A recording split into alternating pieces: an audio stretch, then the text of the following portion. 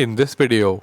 Misano victory more important than Austin and Sachsenring, says Marc Marquez. Alex Rins baffled by 17-second gap to Marc Marquez. And Miguel Oliveira sees Misano weekend as glass half full. My name is Sankalp and this is your Racing News Fix. Marc Marquez is coming back to his old self, but he says his progress is much slower than he had initially anticipated. Still, he is the only Honda rider to stand on the top step of the podium this season, and not just once, thrice. The first comeback to the top step came at Sachsenring, and the King of the Ring kept his win record going. The second win came at Austin, where except for the 2019 crash, Marc has dominated since MotoGP started racing at COTA.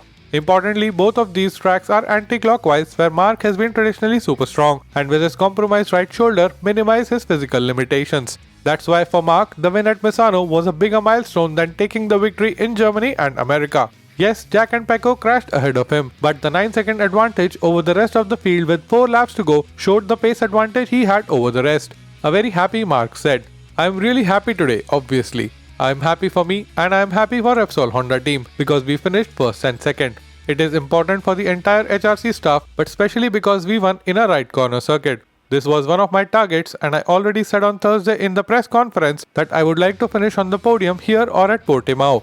Speaking about the fast pace of the race, Marc continued, "We won in a very fast race. The way we were able to manage the race was really good. It is true that Pecco was faster than us and the lap that I gave up he was pushing a lot and that is when he crashed. It is something that happens in the races, but we were able to be fast and be competitive. I'm especially happy with the race pace. In fact, when I saw the lap in the beginning in 1 minute 32s, I said what is going on here, because yesterday I was struggling to do 33.8, but today the feeling was there.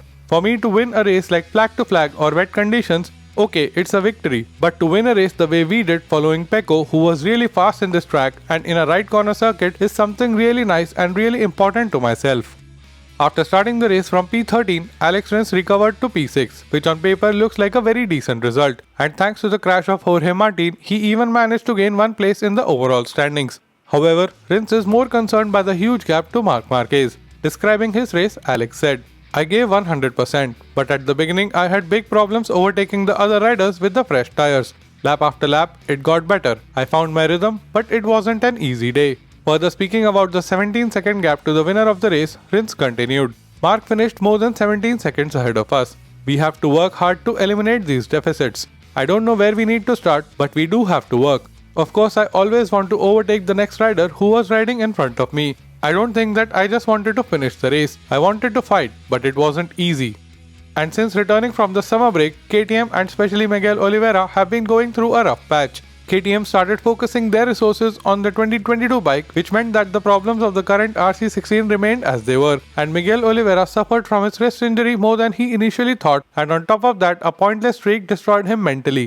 Although it was another 0 for Miguel at the Emilia-Romagna GP, this time he was running in P3 when he crashed out, and we saw him in top 10 positions all through the weekend. A very positive Miguel said, "It was a good weekend, and also a good race.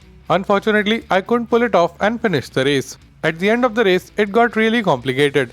With the empty tank, the fork also worked very differently over the bumps. Unfortunately, I lost the front wheel in the narrow hairpin." Speaking about being back to 100% fitness, Miguel said, "As far as the right hand is concerned, I am physically back to normal condition. It was also a good sign of how it went in all the practice sessions. It is also good for next season, so we can see how we compare to the other guys. And as we head on to Portugal for the second time this year, expectations from Miguel are high as he took a very dominant victory there last year." Calming down the hype, Miguel said, "The KTM behaves differently than in April, also differently than in November 2020. We have to go in and try to enjoy the weekend. We have to go into a special Grand Prix with a normal attitude." If you made it till here, let me know by giving this video a big thumbs up. To stay up to date on all things MotoGP, hit the subscribe button and don't forget the notification bell. Here are 2 more videos which you might enjoy. My name is Sankalp and I'll be back with another video very soon.